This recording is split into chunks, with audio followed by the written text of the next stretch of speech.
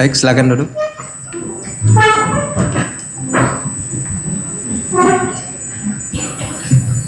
Baik, skor dicabut, sidang dilanjutkan. Dari penuntut masih ada? 30 menit ya, maksimal ya. Kami berikan waktu, baru kami berikan kesempatan kepada advokat. Dimaksimalkan, 30 menit ya. Baik, terima kasih Yang Mulia. Jam 4:15. Baik, terima kasih. Saudara saksi Ibrahim Arif ya, saudaranya. Saudara mengetahui PT GITS, mengetahui saudara GITS? Iya, mengetahui GITS. GITS atau GTS atau siapa ya? GITS ya, oke. Apa hubungan GITS dengan Google? Setahu saya pernah diceritakan Nadia, mereka itu partner Google. Gimana partner? Mereka partner dari Google. Partner dari Google ya, oke. Kemudian, karena ini di sini ada chat saudara dengan Juristan ya. Pada tanggal 21 Juni 2022, sini saudara mengirimkan chat bahwa awalnya AN ini originally di-develop Pusmendik. Kemudian 1,5 tahun yang lalu diambil sama GITS dan dimodify supaya works di Chromebook. Betul kayak gitu chat saudara ini? Betul, modify ini adalah supaya integrasinya lebih mudah. Oke. Kemudian masih ada lagi pada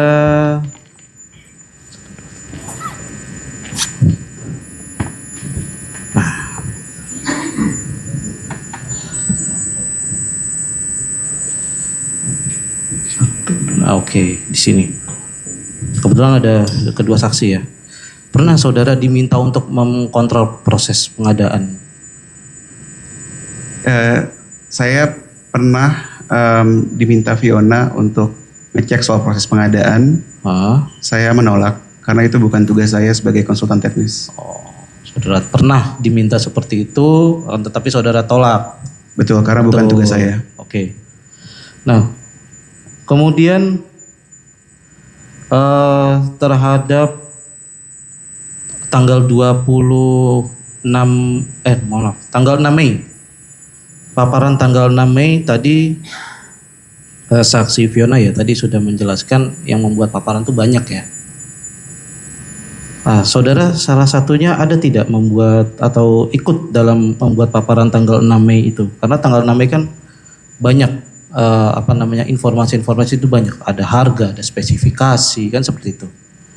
Saudara ikut dalam menyusun paparan tanggal 6 Mei itu tidak? Iya, beberapa slide. Selain saudara? Kenapa? Selain saudara ada lagi? Saya nggak tahu siapa lagi. Karena bukan saya yang mengkoordinasikan slide tersebut. Salah satunya saudara ya, salah satunya. Salah satunya untuk beberapa slide teknis saja. Oke. Dilanjutkan rekan JPU yang mulia. Saya lanjutkan yang mulia. Tadi terkait pertanyaan tentang PT GITS tadi. Ternyata setelah pengadaan ini laptop itu harus dimodify untuk kegiatan apa? AKM atau PBM? Bukan dimodify itu bukan buat jalan AKM, tapi buat integrasinya lebih cepat. Buat integrasinya lebih cepat. Kalau tidak dimodify bisa cepat dia atau tidak? Jadi saya jelaskan teknis dulu sebentar ya. Jadi tetap bisa digunakan untuk AKM, tapi ada beberapa step manual kayak misalnya harus login dulu secara spesifik baru masuk ke AKM itu. Modify itu adalah supaya nggak perlu ada step manual itu, karena dari info yang saya tangkap dari rekan-rekan Pusmenjar, input manual itu cukup memakan waktu ketika penyelenggaraan AKM.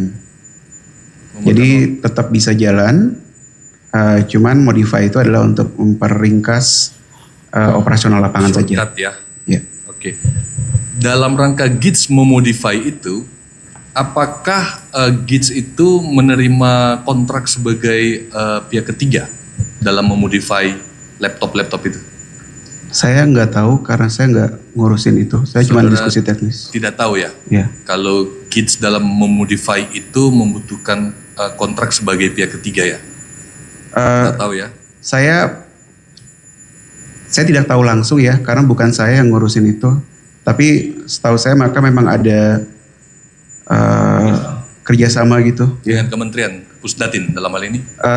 Iya, saya pernah dengar dengan Pusdatin. Oke, berarti laptop belum sempurna pasti butuh modify untuk shortcut beberapa sistem. Sudah bisa digunakan untuk AKM, tapi untuk memperingkas operasionalitas di lapangan itu dimodify. saja. Baik.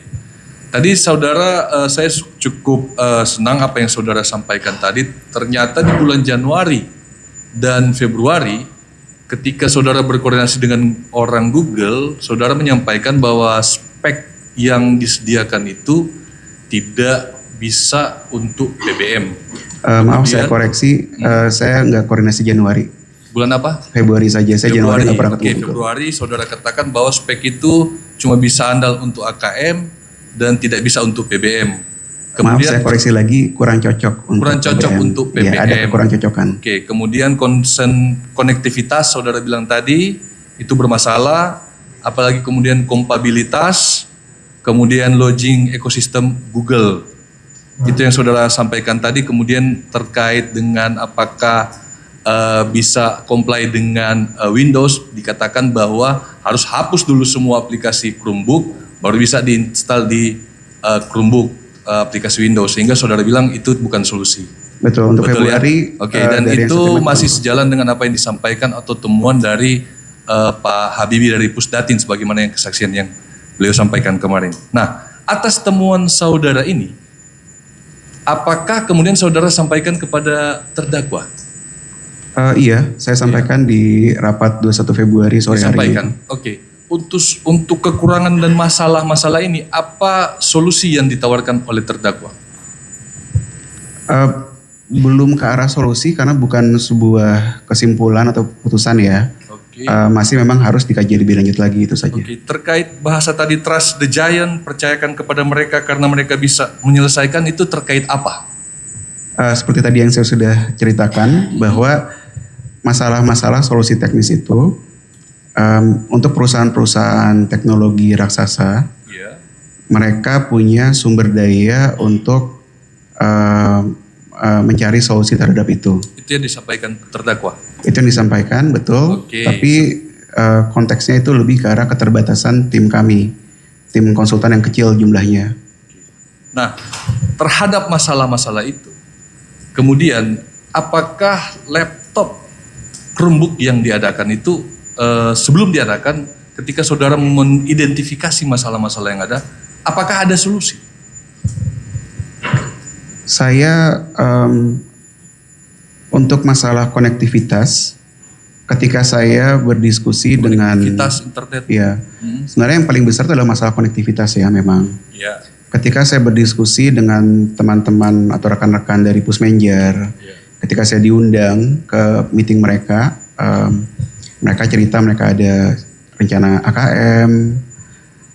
Di situ saya diberitahu bahwa salah satu yang mereka sedang rencanakan adalah untuk AKM-nya menjadi mode fully online. Apa itu?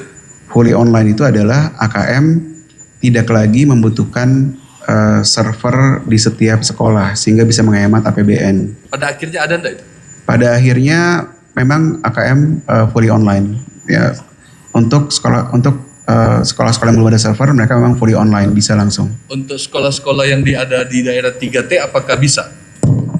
Saya tidak tahu Untuk operasional yang gimana. masalah concern konektivitas, apakah bisa digunakan?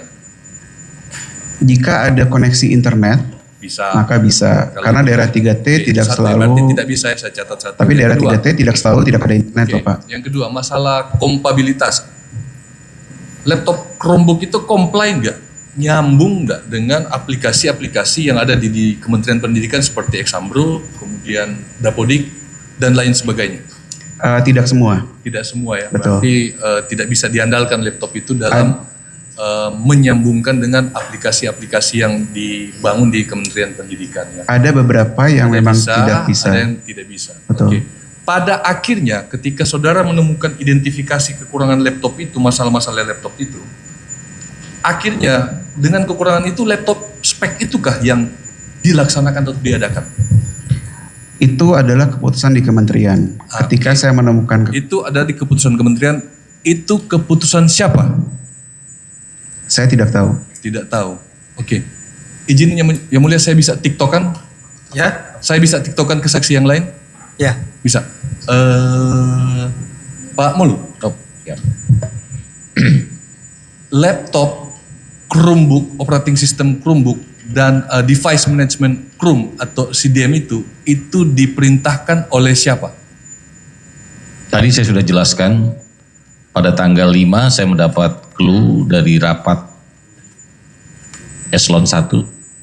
Rapat Eselon 1. Eselon 1 yang pertama kali saya ikuti, yang kebetulan ada Pak Menteri di sini itu ikut hadir, tapi saya tidak tahu menjelaskan apa itu CDM. Bagi saya masih meraba-raba. Yang kedua, saya malamnya menemui Dirjen Pak Hamid Muhammad, meminta arahan tugas, dan di situ beliau membicarakan bagaimana dinamika yang sudah diputuskan tentang keinginan kebijakan kementerian dan keinginan dari Mas Menteri bahwa pengadaan TIK harus berbasis Chrome OS atau Chromebook. Kalau menurut Pak Hamid, pada saat saya bertemu dengan beliau di rumahnya, itu adalah perintah Mas Nadiem. Selanjutnya, tadi kan ada fakta tadi saudara dan Bu Sri, sorry maaf saya koreksi, Bu Sri. Tanggal 5 Juni kalian dilantik, betul? 4 Juni. 4 Juni, Ya. Oke. Yang penyampaian Pak Menteri itu langsung bahwa kita akan menggunakan Chromebook itu tanggal berapa? Yang pertama tanggal 5 Juni, karena saya dilantik tanggal 4 Juni, ikut rapat tanggal 5 Juni, itu dalam rapat besar Eselon 1 namanya Rapim A. Oh dalam rapat Eselon 1, dalam Rapim Ya, A. Rapim A yang diikuti oleh semua pejabat Eselon 1, Eselon 2. Sebentar. Yes. Belum itu poinnya. Yang saya mau tanyakan di mana rapimnya itu dilaksanakan? Apakah di kantor, Via Zoom. apakah daring apa luring? Daring, via Zoom. Via Zoom. Ya. Oke. Apa yang disampaikan Pak Menteri, ini kan ternyata Pak Ibam berhasil mengidentifikasi laptop ini dengan segala berbagai macam kekurangan. Tapi ternyata faktanya laptop itulah kekurangan itu yang diadakan kemudian. Saya tanyakan ke Pak Ibam, siapa yang perintahkan memaksakan? Nah, saya tanya kepada saudara, apa yang disampaikan Pak Menteri pada waktu itu? Ya. Secara tegas tidak disampaikan oleh Mas Menteri pada saat itu, SD, SMP beli Chromebook, tidak seperti itu. Oh, tidak bagian. Tidak per item. Oke. Pada saat itu membahas tentang platform pembelajaran dan persiapan sekolah penggerak. Disitulah Mas Menteri seingat saya menyampaikan, nah mungkin karena sudah ada direktur baru SD dan SMP, maka segera proses pengadaan TIK ini, kita mengistilahkannya TIK, dengan menggunakan CDM. Dengan menggunakan CDM. Ya, Chrome Device Management. Chromebook itu ya. Ya, karena kita awalnya tidak tahu apa itu Chrome Device Jadi jelas Management. peristiwa itu di rapat tanggal 5 Tanggal dalam 5. Rapim A ya, rapat pimpinan. Ya. Bu Sri, apakah sama keterangannya dengan Pak Mul tentang Ya. perintah itu? Ya, seperti yang saya sampaikan tadi di awal, bahwa memang itu jadi banyak agendanya. Salah satunya dalam rangka transformasi pembelajaran, mengejar ketertinggalan, memang diperlukan lompatan melalui teknologi. Dan pada saat itu izin Mas Menteri menyampaikan Chromebook ini sudah dipakai di beberapa negara maju dan sekolah-sekolah. Chromebook ini sudah Chromebook ini sudah dipakai di beberapa negara maju dan kita akan menggunakan Chromebook. Poinnya adalah kita akan menggunakan Chromebook. Oke. Itu saja. Dari poin yang disampaikan itu, saudara kan secara otomatis sebagai direktur Eselon 2 itu menjabat sebagai KPA, betul? Betul. Nah, Pak Menteri dalam kapasitas penganggaran atau pengadaan barang dan jasa, dia sebagai apa? Strukturalnya menteri. Strukturalnya Penganggaran menteri sebagai apa? harusnya PA ya, tapi Pengguna anggaran ya. pengguna anggaran Baik. harusnya. Saudara sebagai KPA dengan jabatan struktural direktur, beliau sebagai jabatan struktural menteri dengan jabatan anggaran pengguna anggaran. Dengan dua jabatan beliau itu yang memerintahkan kepada saudara sebagai saudara berdua sebagai KPA, apakah perintah itu wajib untuk dilaksanakan saudara sebagai pejabat struktural dan sebagai kuasa pengguna anggaran, Pak Bu Sri? Sebagai bawahan tentunya saya harus melaksanakan perintah Harus pimpinan. melaksanakan perintah PA dan Menteri. Pak Mul? Sebagai ASN birokrasi, sesuai etika birokrasi, kita wajib melaksanakan perintah pimpinan, apalagi kalau perintah itu secara tertulis. Oke. Kita bikin full toit ini sampai selesai. Perintah itu kemudian dituangkan di mana? Perintah itu dituangkan melalui Direktur Jenderal Hamid Muhammad melalui sebuah SK, SK. surat keputusan. Kemudian bunyi spek Chromebook itu ada di mana? Kajian teknis, review kajian teknis, atau juknis dan lain sebagainya. Di mana? Hasil dari review yang diperintahkan itu, di dalam review itu berbunyi ada perbandingan 9 parameter antara Chrome OS dengan Windows. Ya, kesimpulannya. Kesimpulannya, maka dari 9 parameter itu, maka 7 ada keunggulan untuk Chromebook. Itu dibuat karena diarahkan. Ketika saya ngecek dengan teman-teman tim teknis, kenapa kalian bisa menemukan 9 parameter ini? Melalui saudara Cepi sebagai perwakilan tim teknis saya di SMP dan juga dari SD. Mereka menjelaskan kepada saya, sesungguhnya ini prosesnya sudah dari awal, Pak. Dan di dalam penetapan ini saya menjadi ragu kenapa terlalu cepat selesai review itu. Nah ternyata dia sampaikan sudah diarahkan. Siapa yang mengarahkan? Saya belum kenal dengan Mas Ibam waktu itu. Sudah diarahkan oleh Mas Ibam. Jadi nyambung ceritanya Pak ya? Kira-kira semacam itu. Kemarin juga nyambung, ada fakta dari Cepi juga yang menyampaikan bahwa ketika dia membuat review kajian teknis ini juga, katanya Pak Mul dan Bu Sri menyampaikan ke dia bahwa laksanakan apa yang sudah menjadi perintah Menteri, betul? Iya, betul. Betul. Oke. Di sini ada Ibu Fiona. Masih Pak Mul. Pak Mul, Bu Sri kenal Bu Fiona ini? Sangat kenal. Sangat kenal. Oke. Bu Fiona ini sepengetahuan saudara, dalam kapasitas dia sebagai SKM, dia latar belakang apa? Secara personal, dia punya latar belakang sebagai orang pemerintahan? setahu saya tidak detail, tapi dari pengamatan saya, dari cara, dari pola dan manajemen yang dilakukan, saya berkeyakinan beliau bukan orang pemerintahan. Bukan orang pemerintahan, oke. Apakah beliau paham tentang pengadaan barang dan jasa sehingga kelihatan di video beliau kelihatan begitu paham dalam pengadaan alat TIK ini? Tentang peraturan-peraturan Perpres 16, 18 dan lain sebagainya? Secara umum saya pikir tidak saja Bu Fiona, mungkin yang lain juga pasti bisa paham tentang pengadaan itu. Apalagi dengan kapasitas seorang Bu Fiona pasti bisa lebih detail dia paham. Bisa ya, oke. Kalau yang namanya juristan kan sebagaimana persidangan kemarin itu ketika kita menunjukkan BB barang bukti yang diakui oleh saksi yang perempuan, siapa namanya itu? Stefani. Dia latar belakang yang bersama dengan Pak Nadiem punya Goto kemudian dijual. Nah, juristan ini dia apakah orang yang punya pengalaman di bidang pemerintahan? Secara birokrat mungkin tidak, setahu saya. Secara birokrat tidak. Ya, tetapi saya pernah mendengar bahwa beliau ini pernah bertugas sebagai staf di kantor KSP. KSP.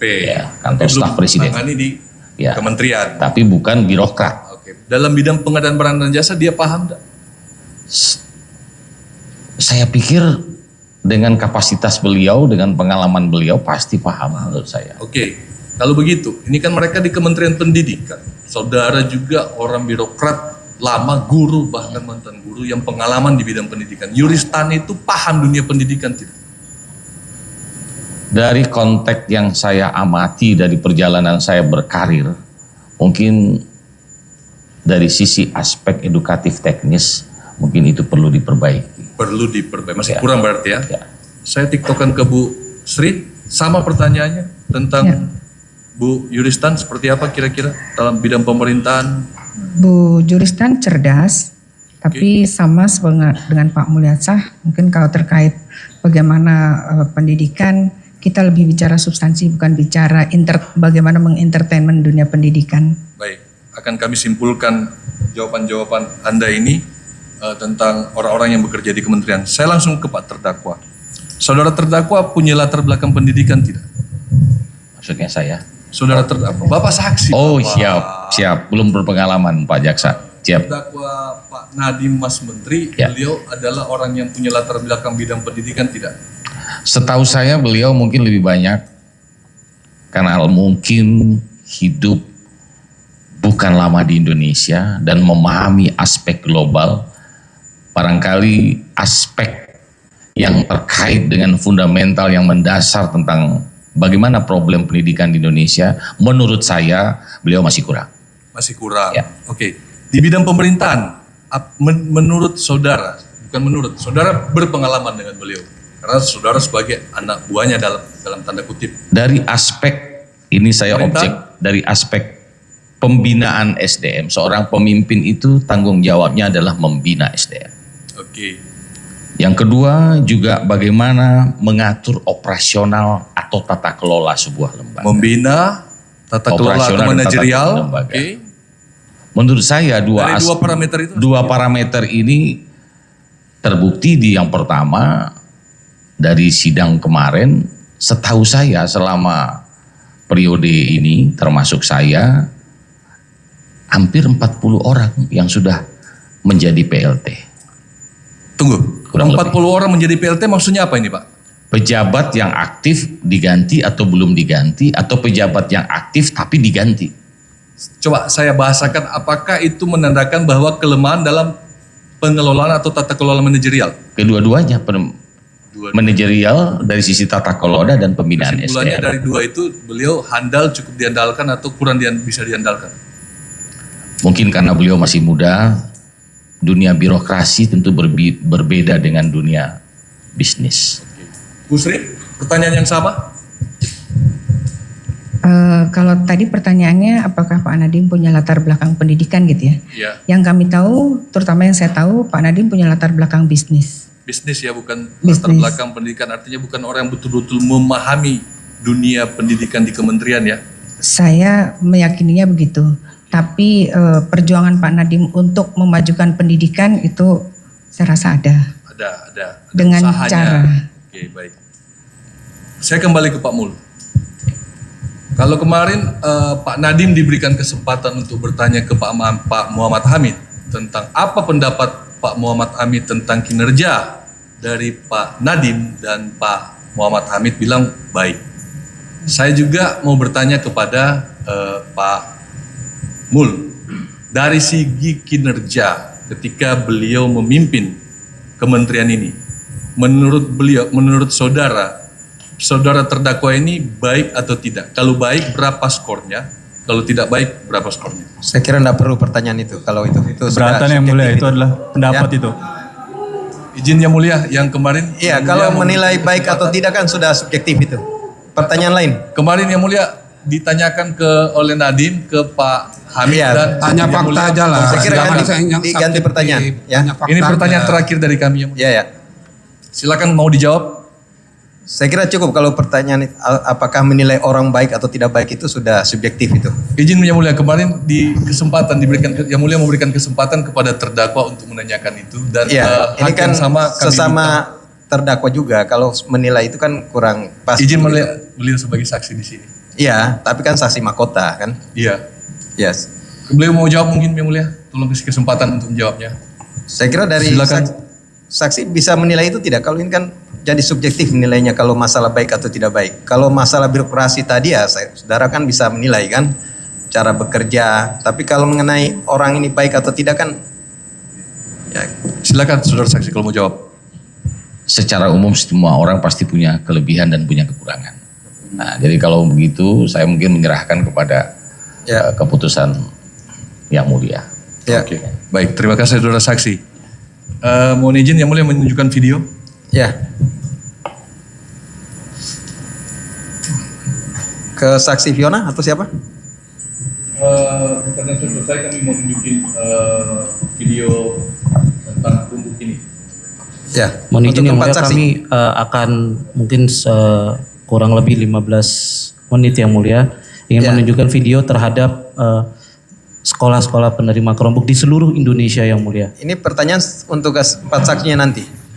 Karena ini ada kaitannya dengan juklak yang telah yang ditandatangani dan ditandatangani oleh saksi Pak Mul dan Ibu Sri yang kemudian dijadikan sebagai dasar dalam Juknis 5 2021 maupun 3 2022 yang mulia. Masih ada kaitannya yang mulia.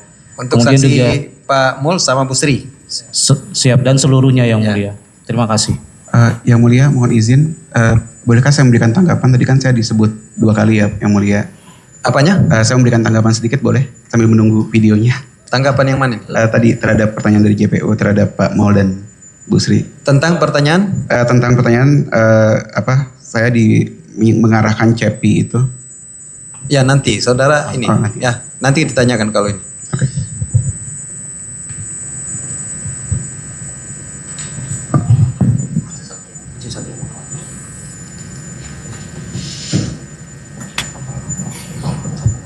Assalamualaikum warahmatullahi wabarakatuh. Saya perwakilan guru di SD Negeri 6 Tanah Jambu Air.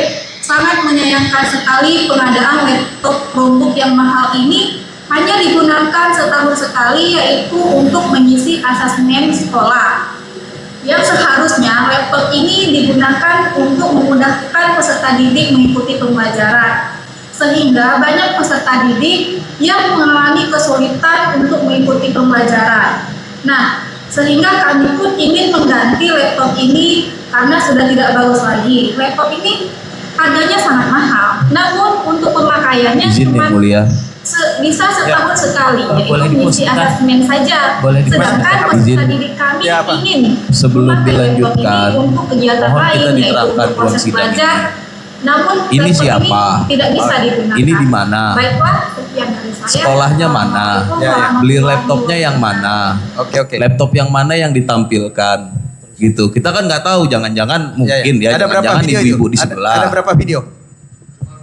Cuma satu ini? 4. Oke, yang video pertama tadi itu dari sekolah Ini yang mana mulia. sebagai apa?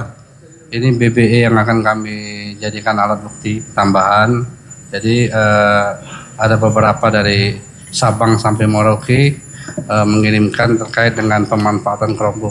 Kalau kita putar bisa 1 jam, maka kami pilih saja. Tapi nanti kami serahkan ke yang mulia untuk menilainya. Ya, yang kami yang video keberatan. tadi guru atau siapa? Guru dari Guru di Aceh Utara yang mulia. Aceh Utara. Oke, yang lainnya? Untuk pengadaan laptop tahun berapa itu? 2021. Ya, video berikutnya dijelaskan dulu. Dari mana dan pengadaan tahun berapa? Kemudian dari Kota Bengkulu. Tolong Pak Jaksa, itu harganya disebut juga dari tadi kan disebut dari Uca Aceh ya tadi. Nah itu saja dulu. Ya, rinci aja, sebut rinci. Kalau menunjukkan bukti tolong lebih detail Pak Jaksa. Mohon izin majelis sebentar. Sebentar, izin. ya biar selesai dulu baru kita ini. Perkenalkan, nama saya Egi. Saya di sini sebagai guru kelas di SD Negeri 102 Kota Bengkulu. Di sini alhamdulillah kami mendapatkan bantuan berupa Chromebook 17 unit, dan di sini sudah kami laksanakan AMBK menggunakan Chromebook ini. Sedangkan tetapi Chromebook ini hanya digunakan pada saat AMBK. Itu saja 1 tahun sekali. Dan harapan kami ke depannya bantuan seperti Chromebook ini bisa kami gunakan misalnya 1 bulan atau 1 minggu sekali untuk belajar. Harapan kami ke depannya kepada pemerintah khusus dengan Kementerian Pendidikan, harapannya untuk kami bisa mendapatkan serupa Chromebook yang spesifiknya lengkap atau berupa komputer atau notebook agar bisa kami gunakan untuk belajar di sekolah kami ini. Dan selanjutnya Chromebook ini yang kami gunakan hanya beberapa saat dan yang lebih banyak itu terpendamnya hanya di lemari saja. Jadi harapan kami ke depan agar apa yang diberikan kepada kami bisa kami gunakan setiap saat, bisa kami manfaatkan. Saya Rahila Ningsi, SPDI dari SD 102 Kota Bengkulu. Di sini kami mendapatkan Chromebook pada tahun 2024 berjumlah 17 unit dan alhamdulillah kami manfaatkan, dan akan tetapi di dalam kendala kami dalam menggunakan laptop ini adalah masalah sinyal di sekolah kami ini tidak begitu lancar, dan akan tetapi kami ke depannya sangat berharap alangkah lebih baiknya untuk mendapatkan laptop, karena laptop Chromebook ini digunakan hanya beberapa saat saja, seperti menggunakan kegiatan yaitu AMDK. Kemudian kami akan menampilkan dari Sumedang, Jawa Barat yang mulia. Cukup tiga aja ya? Ya. Nanti kalau semuanya diputar nanti habis waktu kita sini. Yang kedua. Assalamualaikum warahmatullahi wabarakatuh. Saya Kepala SMP di Kabupaten Sumedang menyayangkan dalam pengadaan laptop Chromebook. Karena apa? Karena laptop Chromebook hanya bisa dipakai di dalam kegiatan asesmen nasional 1 tahun sekali dan tidak bisa dipergunakan di dalam proses belajar mengajar. Terima kasih. Cukup ya untuk video? Terima kasih yang mulia. Ya, masih ada waktu? Pertanyaan cukup ke 5 menit lagi? Ini enggak pertanyaan yang mulia. Izin kami menyampaikan terkait dengan bukti tambahan yang atas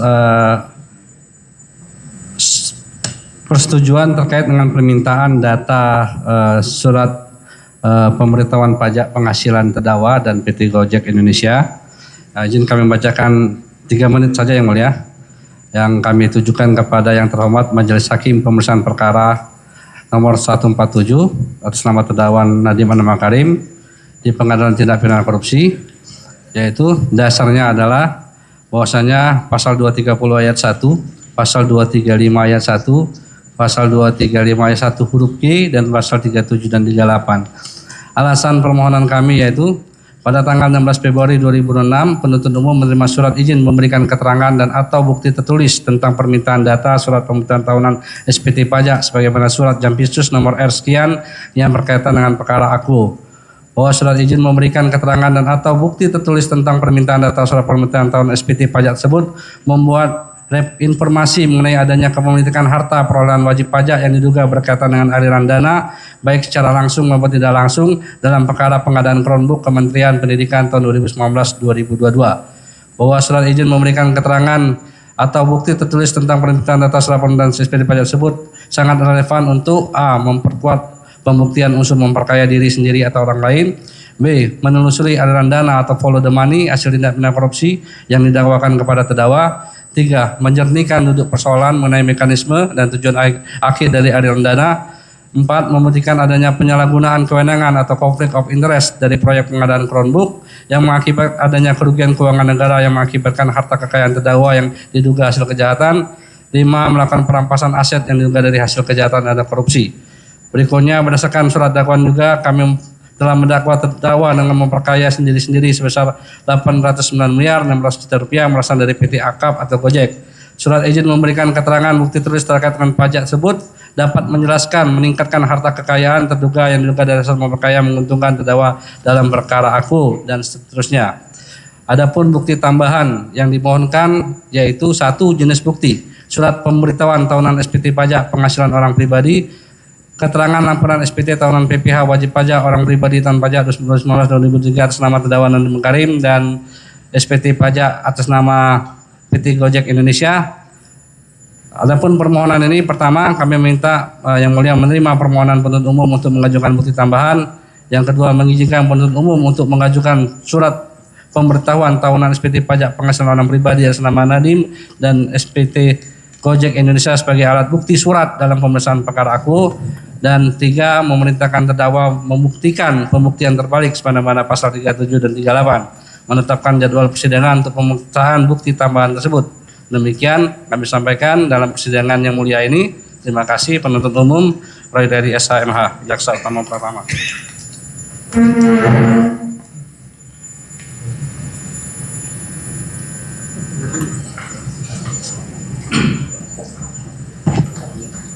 Nanti untuk advokat jika mau lihat silakan ya untuk ditanggapi. Karena kami nggak dengar beliau ngomong apa tadi majelis. Ya? Kami tidak dengar beliau ngomong Ya, apa tadi. nanti diperlihatkan ya setelah sidang. Siap, terima kasih majelis.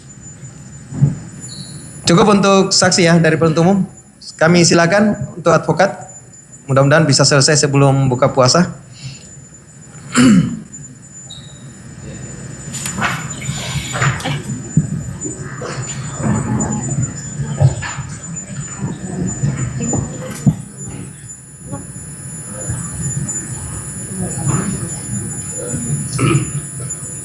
Terima kasih Yang Mulia.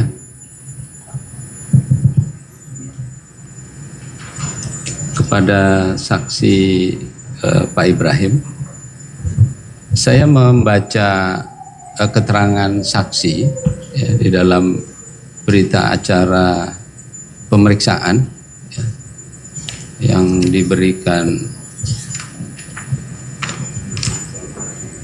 tanggal 8 Juli 2025 ya, nomor 5.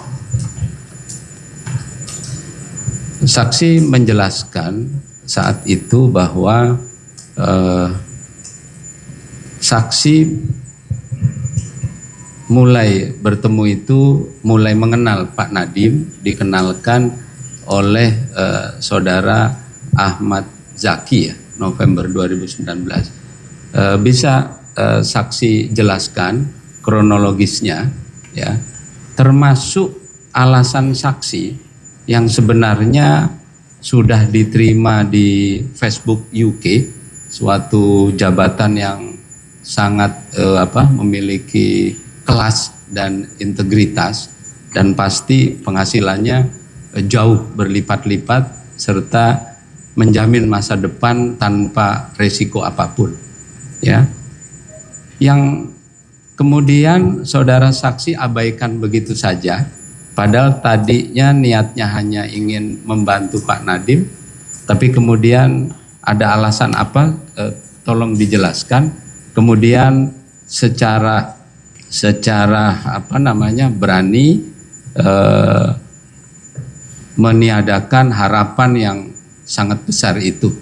Ya, mohon dijelaskan, saksi. Baik, pertama saya koreksi sedikit, bukan saya dikenalkan oleh Ahmad Zaki, tapi Ahmad Zaki di November 2019 setelah Mas Menteri menjabat jadi menteri ya, beliau meneruskan pesan ke saya bahwa katanya Mas Menteri sedang mencari tech leader untuk perancangan aplikasi yang bisa membantu pendidikan se-Indonesia gitu.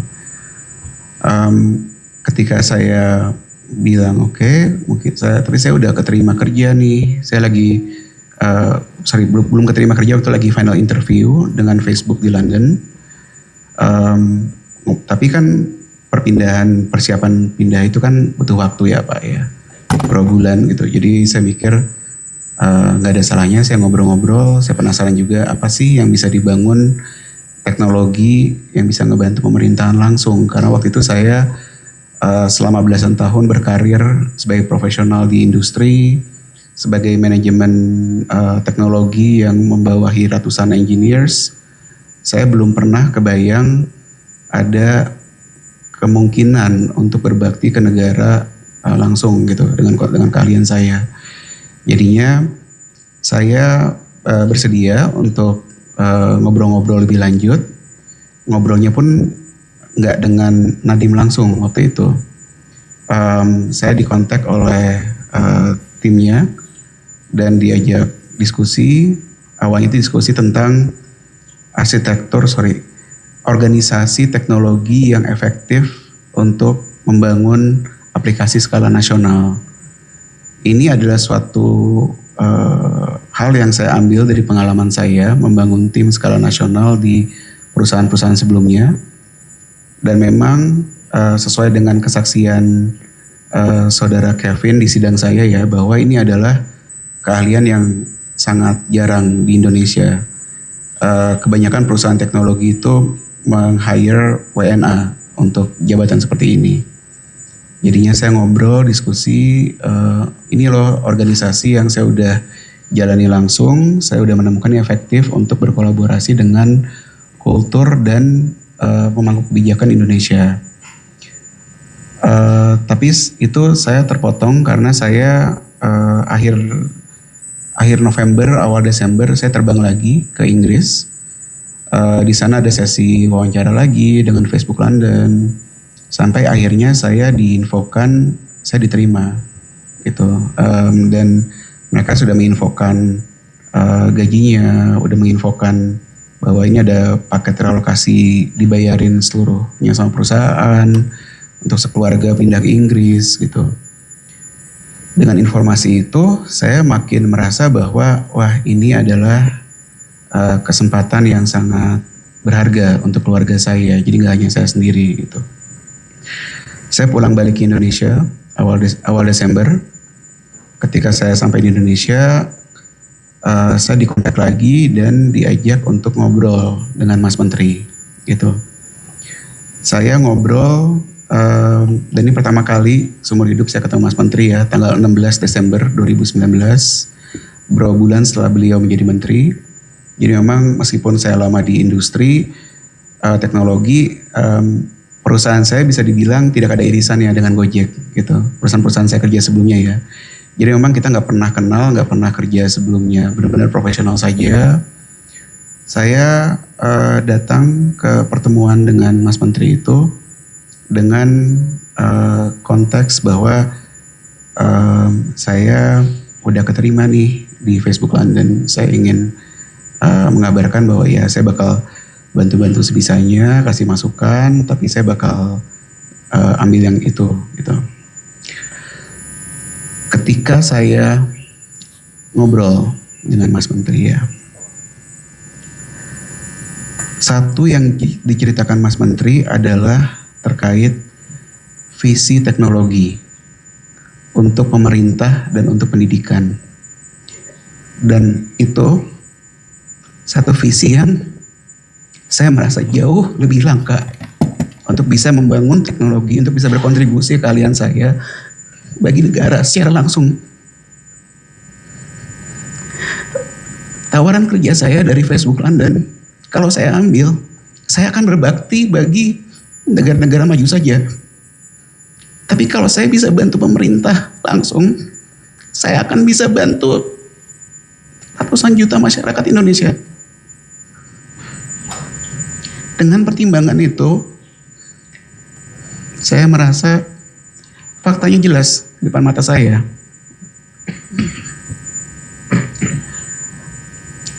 Saya mau cerita sedikit background saya. Saya lulusan ITB.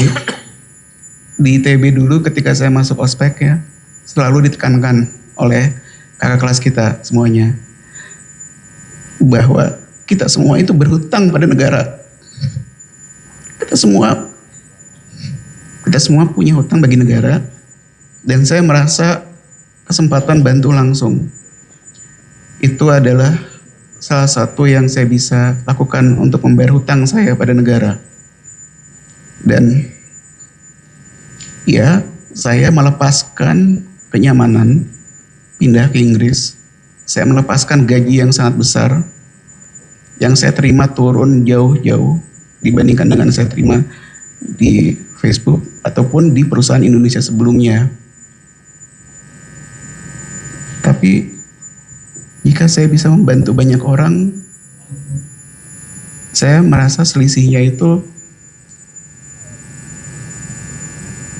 mudah-mudahan jadi pahala di akhirat nanti. Dan di sisi lain juga,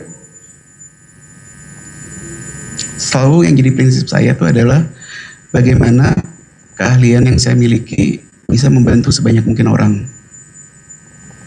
Jadi dengan semua pertimbangan itu, dengan berkonsultasi dengan keluarga ya, saya memutuskan bahwa saya akan melepas tawaran dari Inggris itu, dan melihat apa yang bisa saya kontribusikan untuk negara secara langsung. Karena yang saya lihat waktu itu adalah bukan hanya pendidikan ya Pak, tapi banyak sekali aplikasi pemerintahan yang tidak dibangun dengan standar atau kualitas yang baik bagi negara. Padahal taruhannya adalah layanan bagi masyarakat se-Indonesia. Banyak aplikasi yang sering down, susah digunakan, ada ribuan aplikasi yang masyarakat pusing pakainya gimana gitu. Sedangkan di industri saya sudah membangun tim yang semuanya orang Indonesia untuk ngebangun teknologi skala nasional. Itu adalah aset yang sangat susah untuk dibangun, yang saya merasa ini kalau kita bisa aplikasikan ke aplikasi pemerintah, bikin aplikasi yang nggak sebentar-sebentar down, bikin aplikasi yang nggak bikin bingung user pakainya gimana, bikin aplikasi yang terintegrasi di belakang untuk semua aplikasi yang berbeda, ini bisa merubah hidup banyak orang. Dengan kalkulus saya, merubah hidup banyak orang versus hidup satu orang Ibrahim Arif, saya merasa itu sudah keputusan yang jelas bagi saya ya, bahwa saya melepas tawaran itu dan memutuskan untuk membantu apa yang saya bisa bantu bagi negara ini. Kemudian setelah itu saya nggak pernah bicara gaji dengan Mas Menteri ya. Saya cuma bicara soal visi saja, dan visinya memang ternyata adalah visi yang sangat kuat, bahwa teknologi yang dibangun untuk user seperti yang kita bangun di perusahaan-perusahaan teknologi, kalau kita aplikasikan bagi pemerintah itu dampaknya bisa luar biasa, merubah hidup banyak orang. Berikutnya saya diarahkan, kalau saya tertarik diskusi lebih lanjut, bisa diskusi dengan Najla Shihab gitu. Jadinya di tanggal 23 Desember saya bertemu Najla Shihab, dan baru dengan Najla Shihab baru ada diskusi tentang kompensasi dan seterusnya, yang memang menggunakan patokan, saya ditanya berapa gaji saya di perusahaan saya sebelumnya di Indonesia gitu. Dan ya pada akhirnya memang jauh lebih rendah, tapi ya seperti saya udah bilang tadi ya, itu memang pengorbanan yang jika saya bisa membawa manfaat akan worth it. Mungkin bagi sebagian orang yang melihat dengan kecurigaan ya, bahwa Pak Ibrahim melepaskan peluang di Facebook UK ya, dengan suatu niat bahwa nanti di Kemendikbud bersama Pak Nadiem akan melakukan satu rekayasa-rekayasa tertentu ya Pak, dengan menggunakan keahlian yang dimiliki untuk mengambil uang negara untuk keuntungan pribadi, sehingga sebenarnya manfaat yang diambil itu akan lebih besar daripada yang ditinggalkan di UK. Apakah demikian yang terjadi? Saya tidak pernah menerima keuntungan apapun dari perkara ini.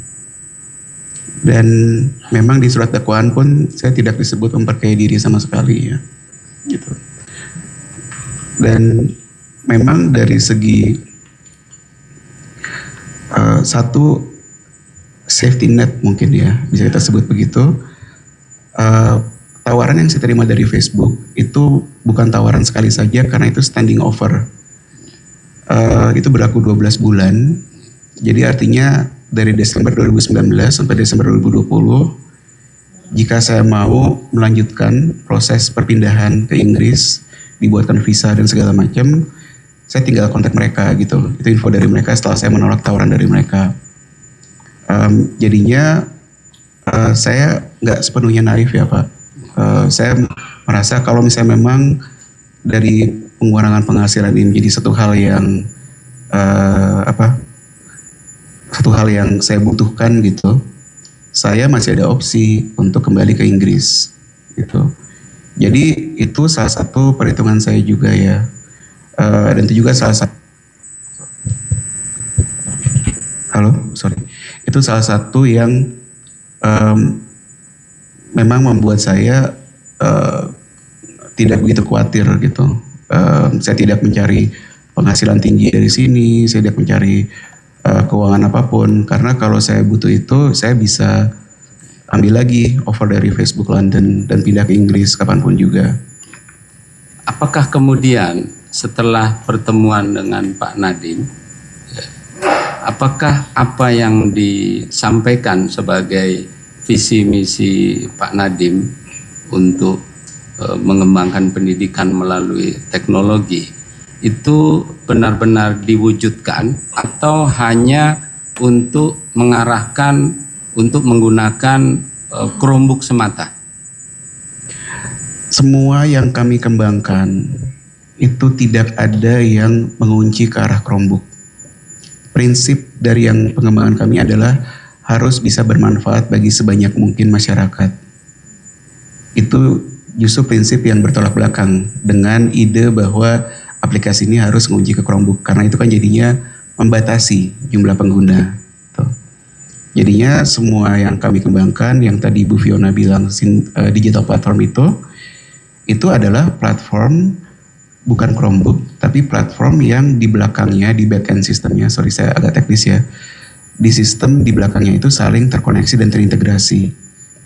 Jadinya ketika seorang guru atau kepala sekolah menggunakan aplikasi A, data-data mereka atau interaksi mereka itu bisa langsung terintegrasi dengan aplikasi B yang dari Kemendikbud juga gitu. Jadi kerepotan guru yang sebelumnya mereka harus submit datanya 4 kali gitu. Ini yang kita temukan nyata di lapangan ya.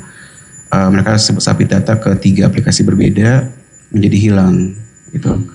Dan beberapa statistik lain yang sempat saya ingat, seingat saya, contohnya adalah pelatihan guru, seingat saya, yang dimana secara historis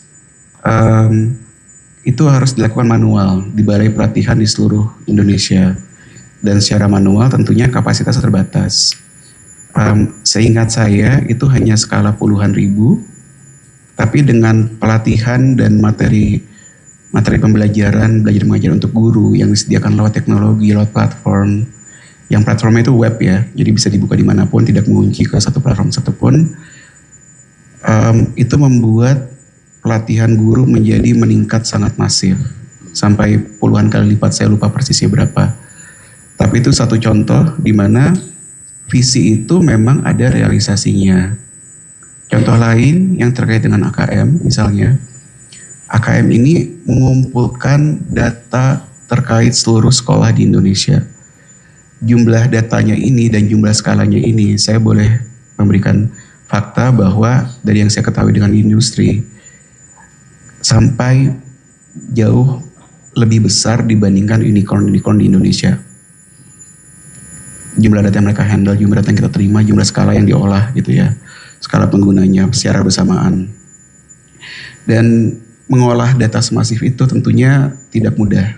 Butuh satu kepakaran atau keahlian yang bisa kami kontribusikan untuk bisa menghasilkan satu pemahaman bagi setiap sekolah, bagaimana mereka bisa, bagaimana proses mereka dalam pendidikan-pendidikan yang ada gitu. Dan ini masuk ke konsep tadi yang digital platform tadi ya. Ketika sekolah-sekolah memberikan datanya lewat platform AKM, semua datanya sudah disatukan, diolah, dan disajikan lagi jadi platform lain namanya rapor pendidikan contohnya.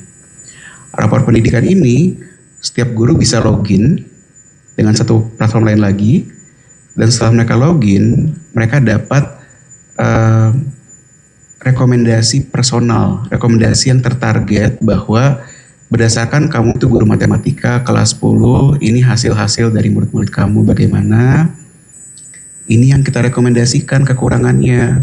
Mereka masih kurang di bagian pembelajaran tentang calistung misalnya, tentang apa. Ketika guru-guru melihat itu, mereka bisa melihat lagi lebih detail, masuk lagi ke aplikasi lain, aplikasi ketiga, di mana aplikasi itu guru-guru bisa dapat pembelajaran yang terfokus. Jadi ini adalah visi yang akhirnya terrealisasi.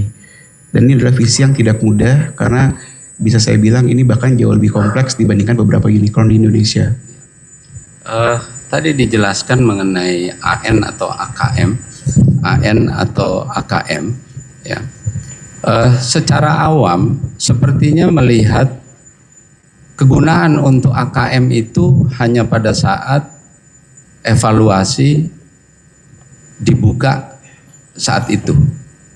Namun saksi bisa menjelaskan hubungan daripada AN dan AKM ya dengan proses evaluasi belajar mengajar dan kemudian sebagai suatu informasi data yang masif yang kemudian digunakan untuk mengambil keputusan di dalam perbaikan sistem pendidikan dan pengajaran.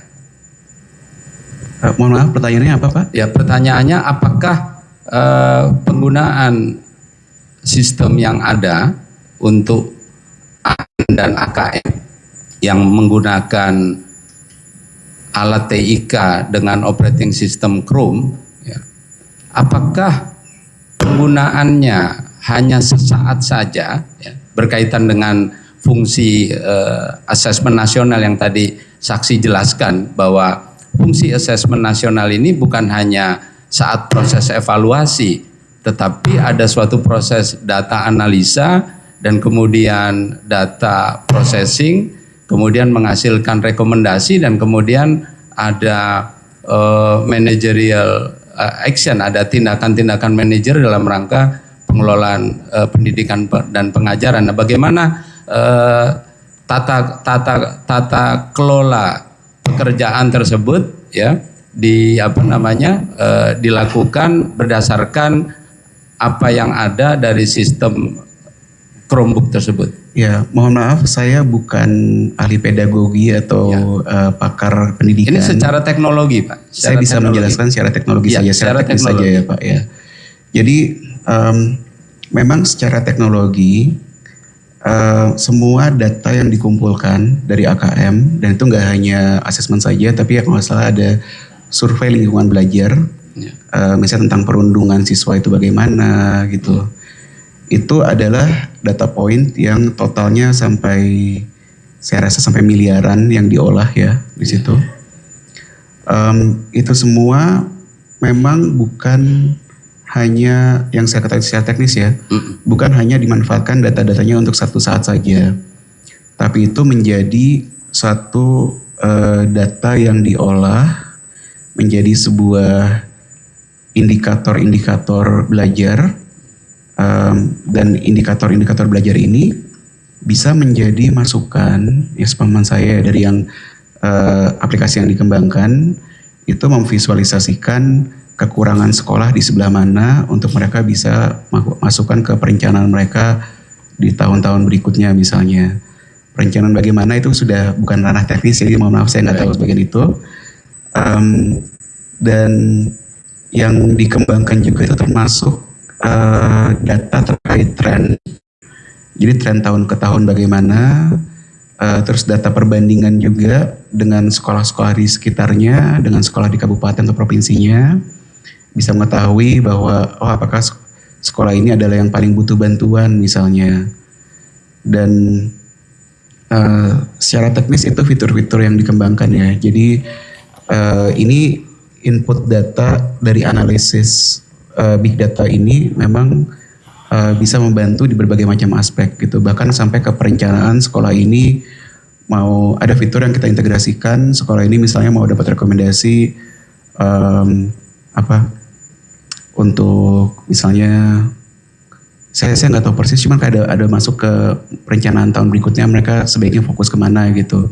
Jadi ada kekurangan di bagian mana. Jadi memang data-data ini setahu saya secara teknis bukan hanya sesaat, tapi berkesinambungan dari tahun ke tahun dianalisa, diolah dan melihat tren sekolah bagaimana, baik antara sekolah itu dengan sekolahnya sendiri tahun sebelumnya ya, ataupun dari sekolah itu dengan kabupaten atau provinsi lainnya, daerah-daerah sekitarnya gitu di situ. Itu yang saya bisa sampaikan secara teknis pengembangannya ya Pak. Apakah itu dimanfaatkan oleh dinas dan kementerian itu di luar ranah saya karena saya hanya konsultan teknis. Baik. Apakah kemudian 1,6 juta laptop tersebut ya itu sebagai suatu komputer laptop yang berdiri sendiri satu-satu, ataukah dia sebagai suatu ekosistem ya, satu kesatuan ekosistem yang merupakan bahagian yang terintegrasi di dalam pengelolaan pelaksanaan pendidikan di Indonesia secara sistem ya, secara sistem teknologi Pak. Maaf saya kurang paham pertanyaannya. Ya. Apakah 1,6 juta, kan sekarang ada 1,6 juta laptop ya, kalau kita lihat tadi video kan cuma dikomentarin seakan-akan keberadaan komputer itu adalah eksistensinya cuma satu laptop. Nah, secara teknologi yang dibangun ini, apakah ini kemudian menjadi satu ekosistem yang terintegrasi sebagai sistem pendidikan ya di dalam melakukan pelaksanaan UN, assessment dan mengambil kebijakan secara sistem ya? Apakah dia hanya sebagai satu eksistensi laptop atau komputer satu-satu? Saya hanya bisa berkomentar dari perspektif teknis ya Pak ya. Secara teknis. Ya, secara teknis memang semuanya itu ada integrasi langsung dengan kontrol manajemen dari kementerian gitu. Dan salah satu contoh-contohnya misalnya ketika pelaksanaan AN dengan adanya manajemen itu kita dari baik kita masuk Pusdatin dan Kemendikbud ya, Kemendikbud itu bisa melakukan kontrol yang sangat granular. Maksud saya itu adalah kontrol yang sangat terfokus. Misalnya satu daerah, satu provinsi, mereka ada kendala baru bisa ujiannya bulan depannya gitu. Mereka bisa memerintahkan supaya seluruh komputer di provinsi itu dan hanya provinsi itu untuk dikunci pada periode tertentu gitu.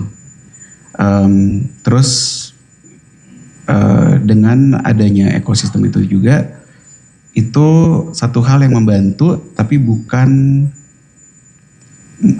mungkin sifatnya komplementari ya Pak ya, dimana itu membantu tapi bukan satu hal yang wajib ada juga gitu, karena memang aplikasi-aplikasi yang dikembangkan yang satu ekosistem tadi itu bisa digunakan dimanapun gitu. Tapi memang dengan adanya ekosistem terpusat itu bisa misalnya kementerian memutuskan untuk aplikasi ini kita dorong supaya langsung terinstall di semua laptop gitu. Dan contohnya juga untuk Verval yang ditunjukkan kemarin itu juga itu menggunakan mekanisme yang sama, dari aplikasi untuk monitoring didorong langsung supaya terinstall otomatis di jutaan laptop. Ini satu hal yang alternatifnya adalah harus koordinasi manual ke ratusan ribu sekolah gitu, memastikan dilakukan prosesnya bisa lama atau bisa nggak dilakukan semua juga gitu. Itu yang saya bisa beri masukan secara teknis ya, itu membantu tapi memang nggak harus itu gitu Pak. Jadi aplikasi yang dikembangkan memang untuk semua saja, bisa di situ, bisa dimanapun. Nah, jika dihubungkan dengan kondisi saat itu memasuki tahun 2020 karena waktu itu pelaksanaannya, programnya mulai masuk di bulan April ya, April 2020. Nah, jika dihubungkan dengan kondisi saat itu di mana terjadi bencana non alam COVID yang mana dilakukan pembatasan skala besar ya, sehingga seseorang tidak bisa bepergian, termasuk anak sekolah tidak bisa mengikuti pelajaran di sekolah. Itu yang pertama. Dan yang kemudian yang kedua, berturutan dengan kondisi yang sudah menekan tersebut, pada bulan Juni Presiden memutuskan menghentikan ujian nasional diganti dengan asesmen nasional. Nah, apakah dengan adanya kondisi tersebut ya dibutuhkan alat TIK untuk yang pertama menghilangkan tadi loss learning, ya Pak. Kemudian yang kedua melaksanakan proses keputusan Presiden yang menghentikan ujian nasional mengganti menjadi asesmen nasional. Apakah dibutuhkan sebagai ahli teknologi ya? Apakah kemudian dengan adanya dua keadaan tersebut ya Pak, keadaan COVID di mana ada pembatasan berskala besar dan kemudian juga harus dilakukan asesmen nasional harus tetap berjalan. Nah, apakah untuk mengatasi hal ini bisa dimungkinkan dengan adanya bisa dimungkinkan tanpa ada bantuan alat teknologi? Saya tidak berkompeten untuk menjawab itu Pak, mohon maaf. Secara sistem. Secara sistem saya tidak mengetahui jawabannya karena itu harus mengetahui kondisi teknis seluruh Indonesia Pak, dan kami tidak pernah melakukan kajian sampai seekstensif itu. Atau tidak pernah diarahkan untuk melakukan kajian seperti itu. Ya. Kajian yang dilakukan oleh tim teknis sejak bulan April, apakah saksi diminta juga untuk memberikan masukannya? Ya, saya diminta memberi masukan. Diminta memberikan masukan? Saya diminta memberikan masukan dan sudah terungkap juga di sidang sebelumnya dari tim teknis yang menerima masukan itu, bahwa masukan-masukan saya itu sifatnya terbatas. Iya, ya. Apa yang saksi ketahui dari pembahasan yang dilakukan oleh tim teknis tersebut? Tim teknis ini sedang membahas apa dan untuk tujuan apa?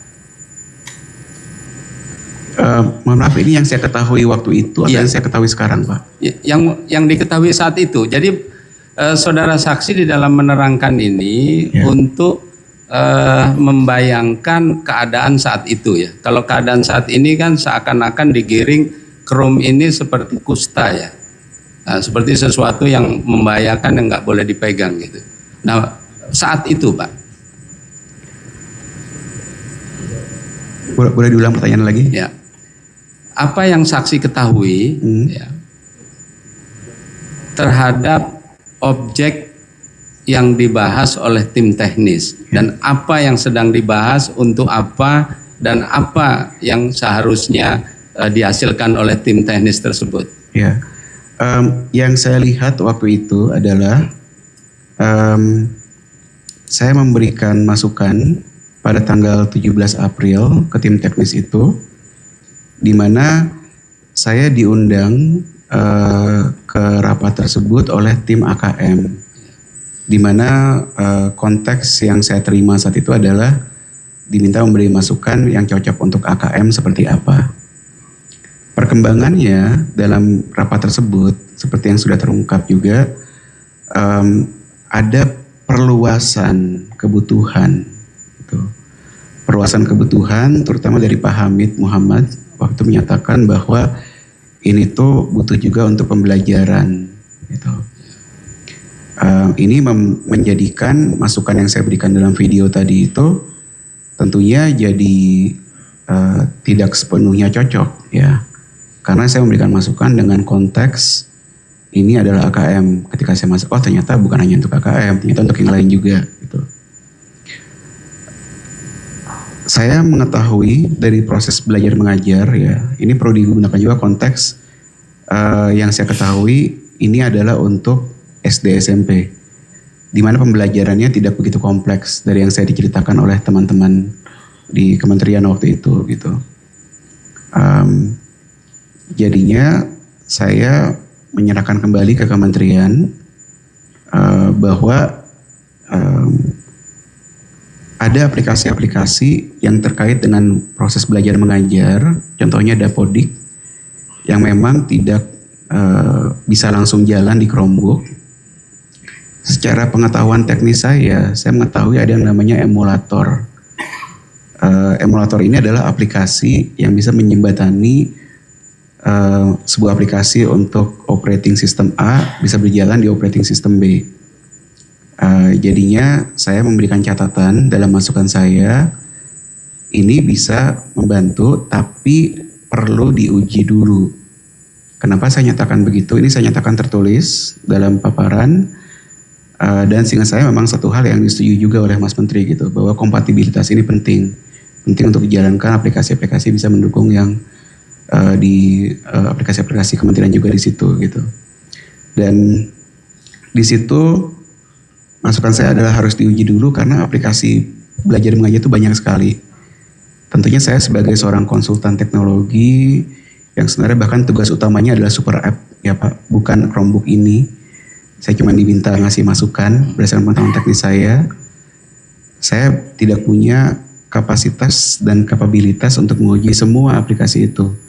Karena saya tidak mengetahui aplikasi mana yang penting untuk kementerian. Jadi saya masukkan catatan, saya kembalikan ke tim teknis, mohon dilakukan pengujian, silakan ambil keputusan sendiri berdasarkan pengujian itu. Apakah aplikasi ini memang urgent untuk sekolah atau sebenarnya nggak urgent itu, saya nggak tahu derajatnya seperti apa ya gitu. Pada pertengahan Mei, setelah rapat dengan Mas Menteri itu, saya dijapri oleh Cepi Lukman. Dia mengirimkan ke saya dokumen kajian yang semuanya itu sudah mengarah ke Chromebook. Dan saya bingung waktu itu. Masukan saya kan adalah ini harus dibandingkan. Harus diuji dulu, harus dibandingkan Windows dan Chromebook. Ada catatan, bahkan ada catatan khusus bahwa mohon kementerian melakukan survei harga untuk keduanya, untuk Chromebook dan Windows gitu. Tapi kenapa tiba-tiba ada kajian yang sudah sepenuhnya mengarah ke Chromebook di sekitar tanggal 13 sampai 15 Mei. Dan ketika saya tanyakan, beliau waktu bilang ini sudah dibikin dari minggu lalu gitu. Sebagai orang teknis, saya bisa membaca metadata dari berkas itu. Saya ketahui bahwa berkas itu terakhir di save tanggal 5 Mei. Dan mohon izin sedikit mengungkit sidang ya, bahwa di sidang-sidang sebelumnya terungkap bahwa ternyata memang sebelum pertemuan 6 Mei itu dari tim teknis sudah membuat sendiri kajian yang sepenuhnya mengarah ke Chromebook gitu. Tapi nggak diberitahukan ke siapapun. Saya baru tahu itu tanggal 15, 14, 13 sampai 15 Mei sekitar itu.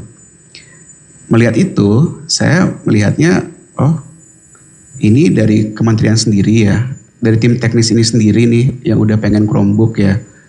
Kenapa mereka tiba-tiba udah ada kajian ini sendiri, udah saya ada 60-an halaman, jadi bukan kajian yang pendek ya.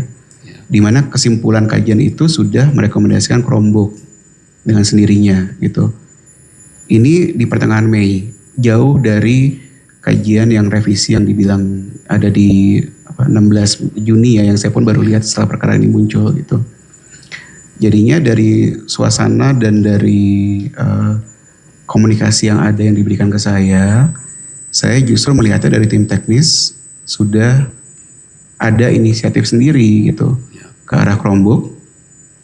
Saya tetap mengingatkan bahwa supaya objektif dan supaya lengkap harus ada pengujian dulu.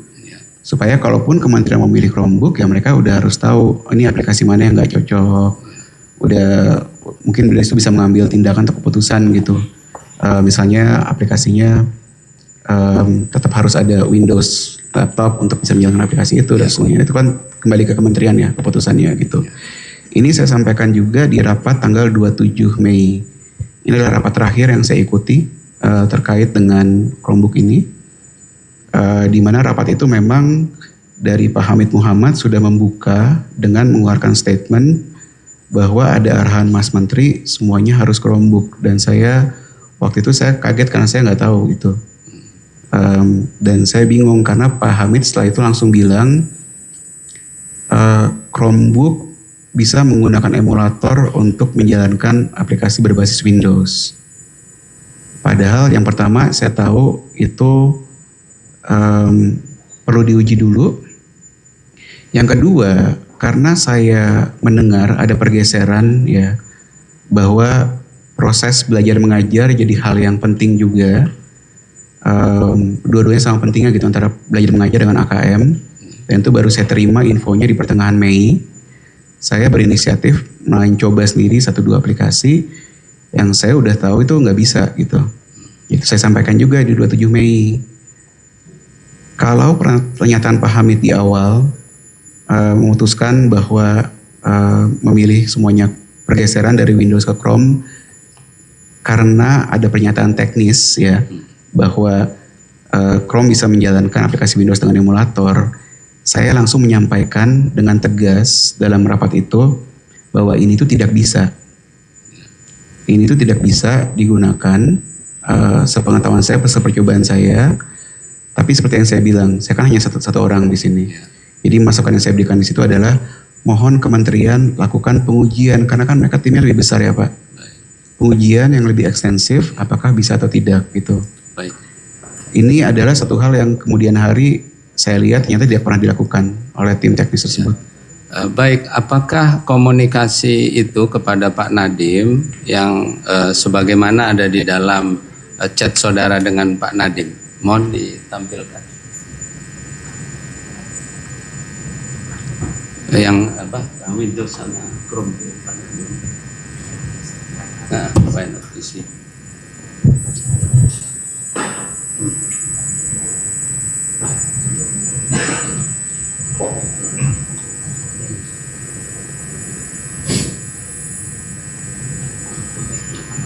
Sebentar, udah. Jadi sambil menunggu ya, saudara coba ingat-ingat apa yang saudara saksi sampaikan untuk memberikan masukan kepada Mas Menteri waktu itu ya, berkaitan dengan pemilihan daripada operating system ya, sebagai salah satu spesifikasi yang dikaji saat itu. Sambil menunggu, apakah saudara saksi ingat? Yang saya ingat adalah yang saya masukkan di rapat 6 Mei. Tapi saya lebih milih menunggu saja dulu. Ya, ini ada apa melalui chat ya.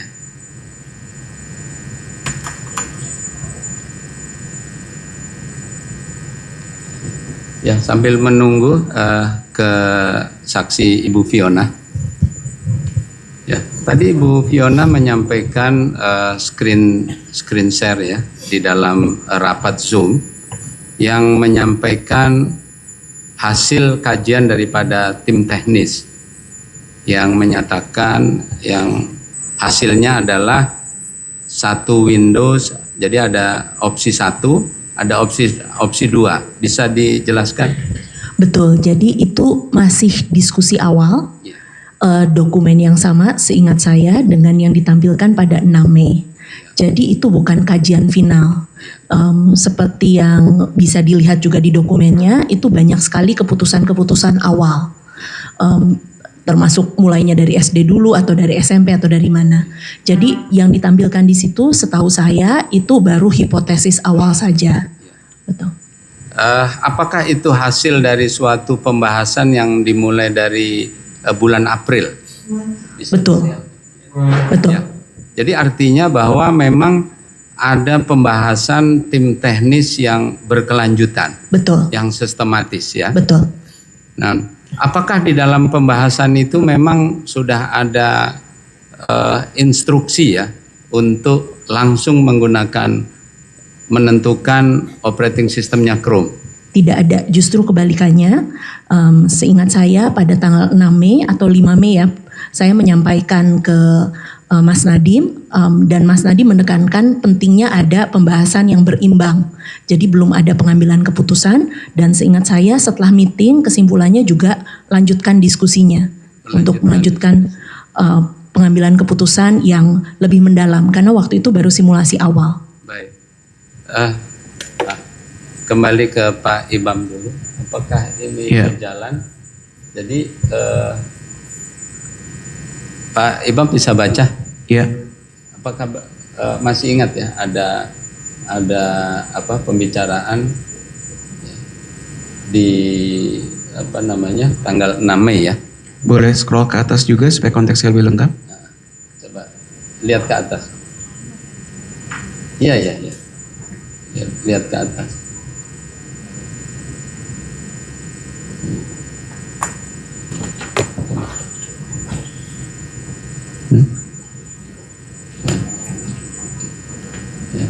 Jadi ini ada pertanyaan dari Pak Nadim ya. Guys, please give me some context on Chromebook versus PC for our next discussion, so I'm a little more informed before discussion ya. Kemudian Pak Ibrahim menjawab, sure thing, let me type in a short brief. Betul ya Pak ya? Oke. Nah, kemudian turun ini berkaitan pembahasan mengenai Chrome ya. Pembahasan mengenai Chrome. Terus ke bawah. Ini nih dari Pak Ibrahim benar ya, menyatakan they're quoting New York Times, Google could profit by. Betul ya? Ya, saya bisa berikan keterangan tentang ini. Ya. Jadi ini adalah executive summary dari slide-slide yang saya baca di tanggal 6 Mei. Ya. Ini saya bukan berpendapat, saya cuma menyampaikan apa yang ada dalam slide tersebut. Gitu. Karena Mas Menteri ingin mengetahui konteks lebih detail tentang apa yang akan dibahas nanti.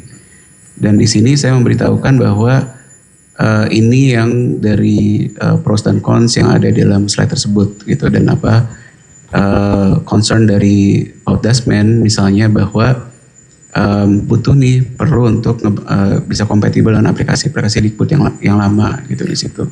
Kenapa Mas Menteri membutuhkan penjelasan itu?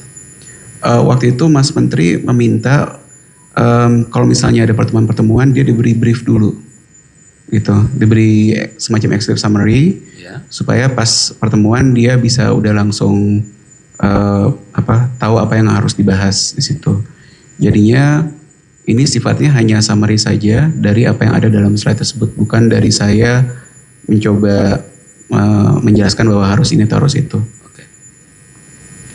Kemudian Bapak menjelaskan sini, one window laptop will be for the teacher since they were concerned from PAUD that we need a window laptop to serve all the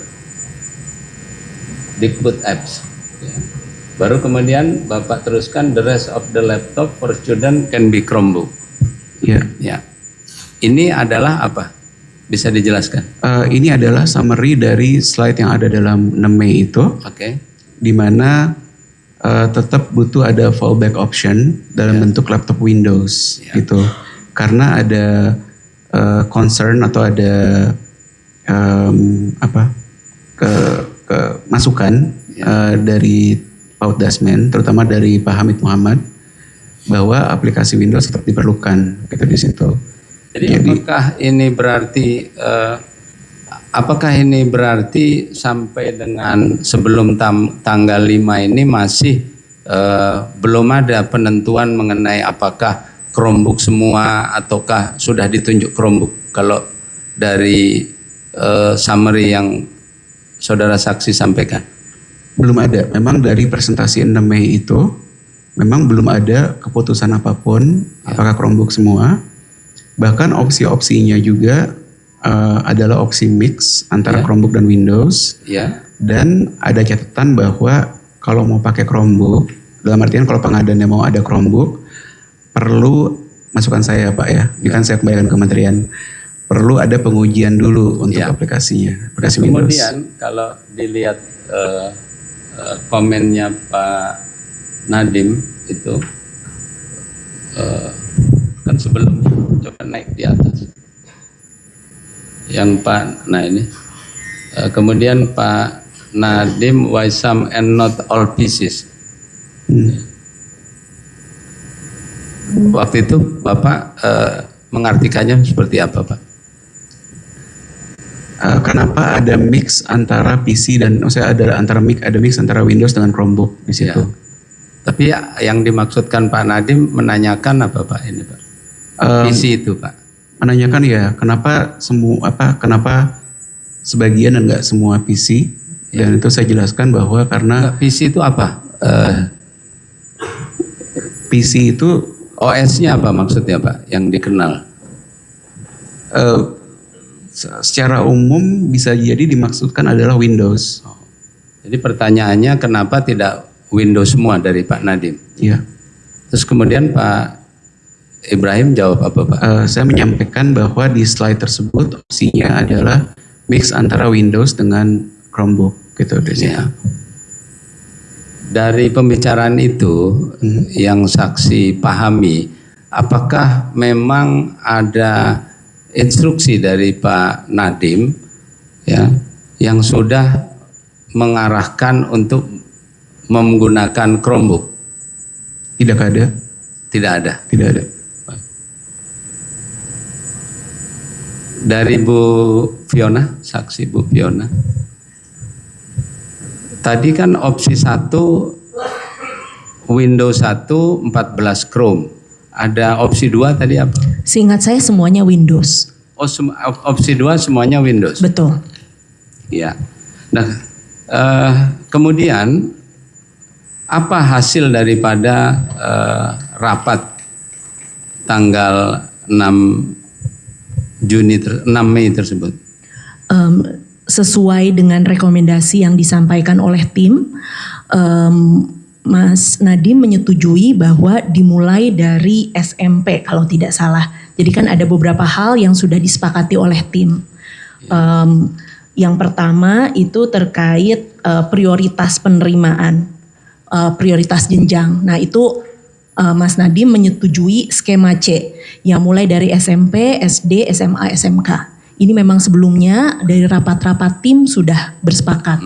Skema C itu apa Bu? Bisa dijelaskan Bu? Iya, jadi ada seingat saya beberapa hal yang saya bersama dengan seluruh tim sudah menanyakan kepada Mas Nadiem. Yang pertama adalah keputusan tentang jenjang prioritas penerima TIK. Jadi ada opsi mulai dari SD dulu karena SD yang paling kekurangan TIK, tapi ada pros dan cons-nya. SD yang paling tidak siap.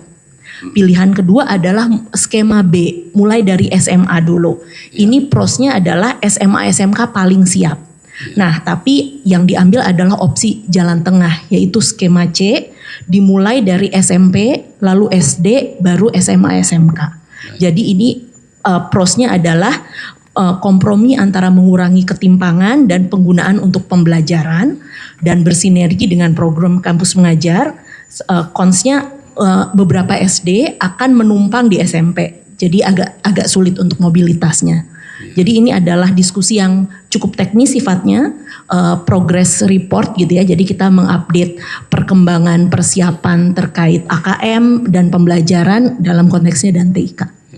Mengenai spesifikasi teknisnya apakah dibicarakan di sana? Betul.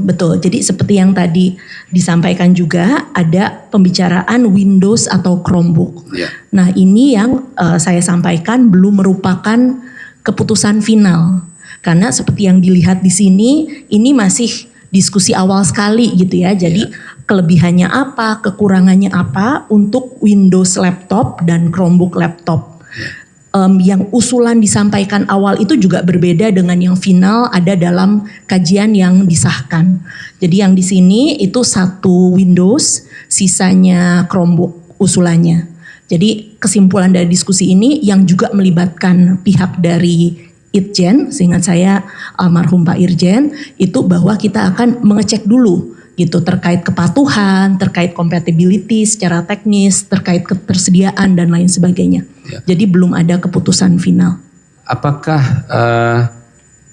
sudah dilakukan kajian pembandingan antara 4 operating system yaitu Windows, Chrome, Windows, Apple, ya iOS, kemudian Linux dan Chrome? Saya tidak ingat karena saya bukan bagian dari tim teknis yang menyiapkan kajian tersebut. Ya, pada saat disajikan, dipresentasikan oleh tim teknis, apakah ada presentasi mengenai pembandingan 4 sistem tersebut? Seingat saya tidak, kalau dari dokumen yang saya lihat hanya Windows dan Chromebook saja. Ya. Apakah saksi pernah melihat ada hasil kajian teknis yang tebal? Coba dilihat.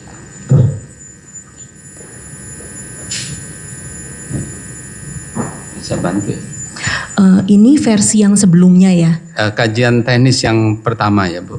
Kajian teknis pertama yang... Oh ya. Ini dulu saya tidak terima seingat saya. Tapi disampaikan di tanggal 27 Mei bahwa sudah ada kajian ini. Berarti pada saat 5 Mei belum ada kajian itu? Saya tidak mengetahui adanya kajian ini. Kemudian yang dipresentasikan yang 5 Mei itu apakah yang PPT yang Ibu tunjukkan tadi? Iya betul, seingat saya demikian. Dan di situ tadi menyajikan screen sharing ada 3 opsi tadi ya? 3 opsi untuk? Ada 2 opsi. 2 opsi betul. Ya. Satu adalah opsi satu Windows, 14 Chrome, kemudian opsi 2 Windows semua. Betul. Kemudian dilakukan rapat tanggal 27 Mei. Betul. 27 Mei dan hasil kajian tersebut dipresentasikan.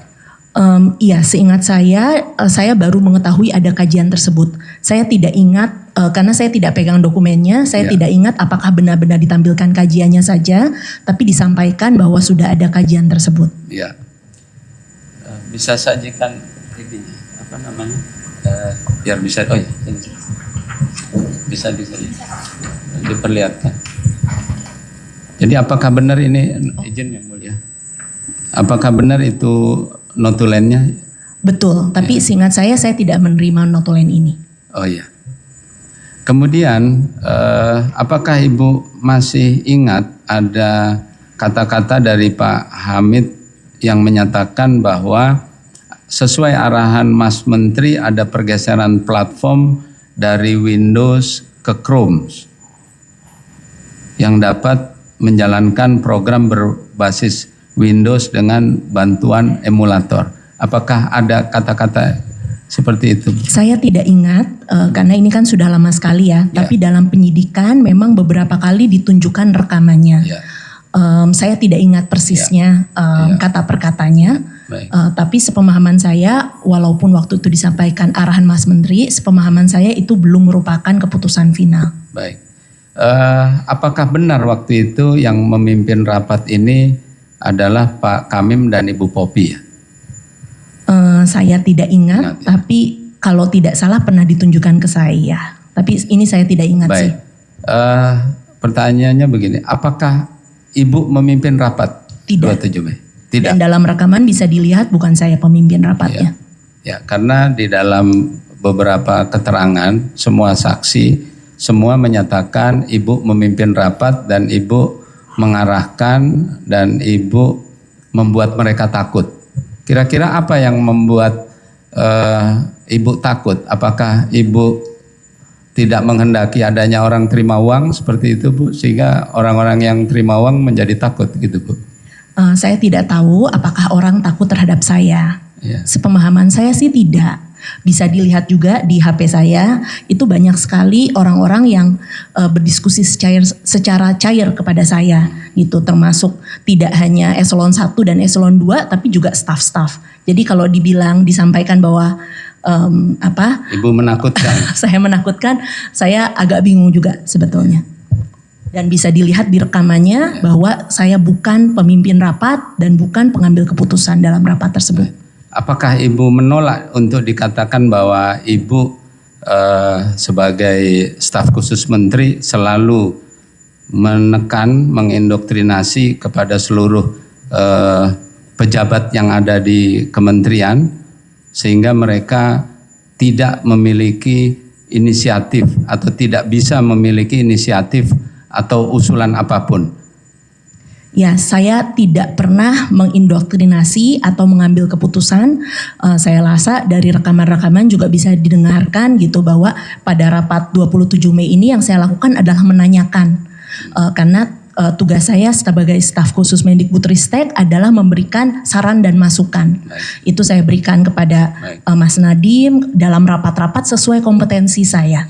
Jadi tapi bukan pengambil keputusan dan tidak terkait teknologi karena bukan kompetensi saya. Apakah Ibu bisa dan mau memberikan bukti-bukti adanya komunikasi dengan pejabat-pejabat untuk menunjukkan bahwa mereka tidak takut kepada Ibu? Sejak waktu itu kan ada penggeledahan di tempat saya. Semenjak saat itu saya tidak memiliki akses terhadap HP dan laptop saya. Jadi sejauh ini yang saya bisa berikan adalah yang ditunjukkan oleh penyidik. Makanya banyak hal yang mungkin juga saya tidak ingat karena saya tidak bisa mengecek runtutan chatnya maupun dokumennya.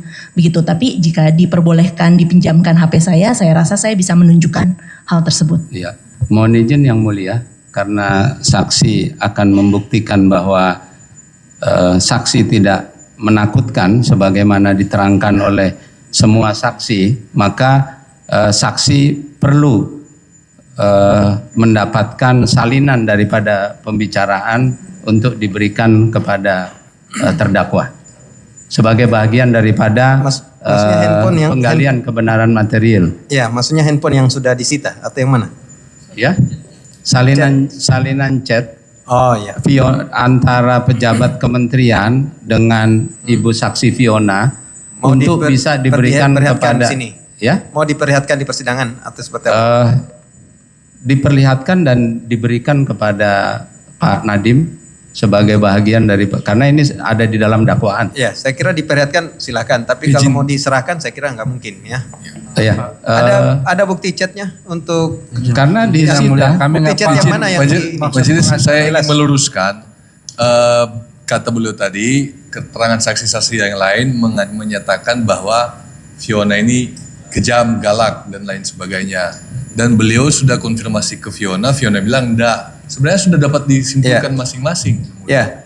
Apakah ada chat tertentu mungkin yang perlu diperlihatkan untuk? Ya, kalau penuntut sudah menerima itu dan tidak akan dibantah, cukup Yang Mulia. Ya, karena kalau memang penuntut sudah menyatakan menerima bahwa Fiona masing-masing menyimpulkan. Kalau begitu kami tanyakan ke Bu Fiona, apakah ada chat yang perlu diperlihatkan di persidangan ini menyangkut tentang pernyataan tadi dari advokat bahwa saudara tidak menakutkan atau seperti ada tidak chat yang harus diperlihatkan? Saya tidak ada chat spesifik, tapi saya rasa ya saya kan banyak sekali komunikasi Yang Mulia, jadi bisa dilihat aja bahwa komunikasi kami selalu cair dan bentuknya dua arah terhadap banyak sekali tim kementerian seperti itu. Ya, jadi sifatnya saya tidak ingat biasa ya bahwa ada komunikasi antara saudara dengan eselon-eselon lainnya seperti itu ya. Betul. Oke, saya kira demikian ya, advokat. Ya, karena saksi-saksi menyatakan tidak memiliki hak untuk komunikasi, hanya menerima perintah. Ya, tadi kan apakah sudah itu sebagai pembelaan karena saudara saksi perlu ketahui ada hampir 60 orang pejabat kementerian yang menerima gratifikasi. Ya, apakah mereka takut karena itu? Ya. Saya tidak mengetahui apakah mereka menerima gratifikasi. Jadi, tapi yang saya ketahui selama pengalaman saya 5 tahun di kementerian, banyak sekali komunikasi yang sangat cair dengan berbagai pihak di kementerian. Baik. Apakah di rapat tanggal 27 Mei, ya, dari notulen ini sebenarnya sudah bisa dilihat dengan gamblang bahwa semua pejabat menyampaikan pandangan-pandangannya. Artinya tidak ada satu instruksi yang bersifat memaksa, ya. Kalau memang dikatakan ada arahan, ini Pak Hamid Muhammad menyatakan ada arahan, tapi tetap melakukan pembahasan terhadap arahan tersebut. Nah, apakah saudara saksi mengetahui bahwa pada rapat tersebut ada usul dari Ibu Popi, Direktur SMP, yang mengusulkan untuk menggunakan 15 laptop itu semua Chrome. Saya tidak ingat sebelumnya, tapi pada persidangan sebelumnya ditampilkan rekamannya dan itu bisa didengar bahwa saya menyampaikan bahwa perlu dikaji. Tidak benar bahwa saya memerintahkan tim teknis untuk mengkaji, tapi sesuai dengan asas bahwa kita harus berdasarkan data apa yang terbaik untuk anak-anak Indonesia. Menurut saya tidak cukup hanya usulan saja, tapi harus ada kajian yang menyeluruh. Jadi waktu itu saya memberikan usulan tersebut, tapi saya tidak ingat lebih dari itu. Baik. Kenapa Ibu tidak langsung menerima saran Bu Popi untuk menggunakan 15 laptop itu Chrome semuanya? Saya tidak ingat detailnya, tapi seperti yang secara konsisten memang saya lakukan dalam memberikan saran dan masukan terhadap kebijakan harus sekomprehensif mungkin. Waktu itu seingat saya ada kekurangan-kekurangan, antara lain soal compatibility. Jadi kalau misalnya mau diambil keputusan tersebut harus dicek dulu apakah compatibility-nya sudah bisa dipenuhi atau belum. Seperti itu. Dan selain itu seingat saya ada banyak yang harus dilakukan oleh tim, tentunya pihak-pihak struktur kementerian terkait untuk mengecek apakah ada ketersediaan, apakah sudah memenuhi prinsip-prinsip kepatuhan, makanya melibatkan Jamdatun, apakah sudah sesuai dengan aturan terkait monopoli bisnis dan lain sebagainya. Tapi itu di luar kompetensi saya sebagai staf khusus Mendikbudristek. Jadi seingat saya dalam rapat itu sudah ada berbagai pihak yang mendiskusikan hal-hal tersebut. Apakah sikap itu yang juga menjadi arahan Pak Menteri kepada saksi untuk selalu terbuka dan melaksanakan proses daripada penentuan spesifikasi ini secara transparan? Betul. Itu perintahnya ya? Arahannya ya? Dalam semua kebijakan dan program prioritas yang dilakukan oleh kementerian, kita selalu berprinsip transparan dan penuh integritas. Karena itu dari rapat-rapat itu selalu melibatkan pihak Itjen, tidak pernah ditutup-tutupi, bisa dilihat juga dalam chatnya maupun dalam rekaman itu melibatkan staf ahli hukum dan lain sebagainya. Secara spesifik, mohon saksi menjelaskan langkah-langkah untuk menjamin adanya good governance ya di dalam proses penentuan spesifikasi ini dan termasuk kemudian pengadaannya, bisa dijelaskan? Seingat saya dari awal itu sudah ada tim yang melibatkan 3 pihak. Pihak assessment yang memahami terkait assessment kompetensi minimum belajar dari pengalaman UNBK tahun-tahun sebelumnya. Ini yang mengetahui concern isu-isu sebelumnya. Ada pihak Pautdasmen yang terkait anggaran maupun nanti pemetaan sekolah-sekolahnya. Ada pihak teknologi yang mengetahui spesifikasi dan lain sebagainya yang bisa berkolaborasi dengan Pautdasmen seperti itu. Jadi dari awal timnya sudah melibatkan banyak pihak. Lalu dalam rapat-rapat dilibatkan pihak pengawasan yaitu dari Itjen.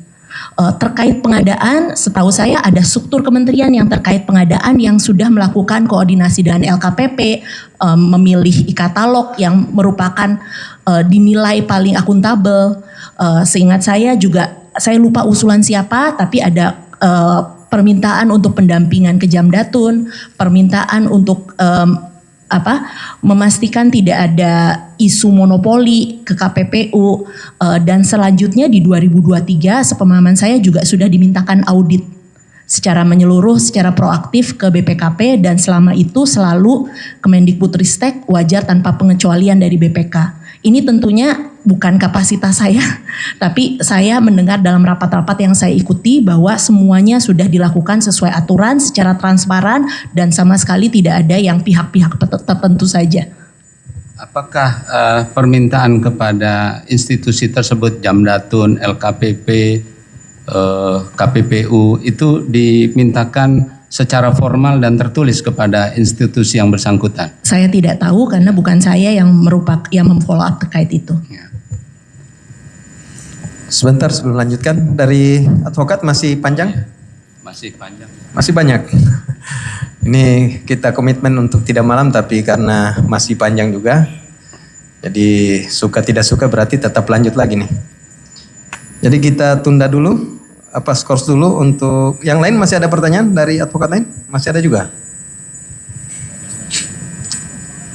Jadi kita skors untuk buka puasa, sholat maghrib, karena sepakat juga sholat berjamaah isya, tapi tidak tarawih ya. Jadi hanya untuk isya, kita jam 8 sudah semua di sini ya.